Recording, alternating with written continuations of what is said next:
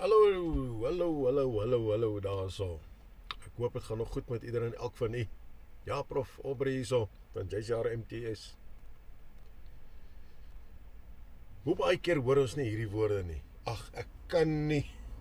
Ek kan dit net nie doen nie. Ek kan dit net nie reg kry nie. Ek weet nie meer hoe nie. Ek weet nie meer wat ek kan doen nie. Al by die kinders. Maklik om dit te sê, ek kan nie. Maar God het 'n woord. Ek het vir julle 'n boodskap vandag van die Vader af. Die Vader sê vir my en vir jou, ons kan. Ek en jy kan. Daai ek kan nie, moet ons uit ons woordeskat uithaal. Ons moet dit uit ons gedagtes uitruk. Ons moet dit van ons skouers afgooi.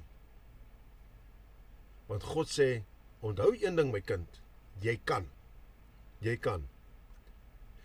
Die Vader sê, as jou hande moedeloos hang en jou trane blink op jou wang, onthou, jy kan.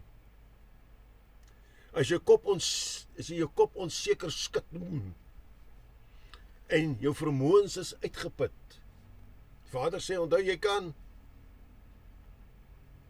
As jou pas verslap en jou vuur ontbreek in jou stap, daai huppel is weg, sê die Vader, onthou, jy kan.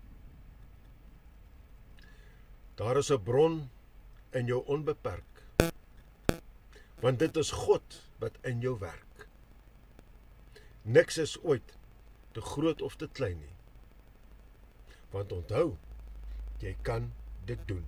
Onthou, jy kan dit oorwin. Onthou, jy kan. So, moenie laat die vyand weer kom met 'n leuen nie. Moenie laat hy vir jou sê, jy kan nie. Jy is nie goed genoeg nie. Jy beskik nie oor dit of dat nie. Sê vir hom, weet jy wat? My God, wie ek dien, deur sy seun Christus Jesus, sê vir my, ek kan. En daarom kan ek. My nommer 076-479-7517. Onthou, jy kan ook. Daardie notifikasie klokkie druk.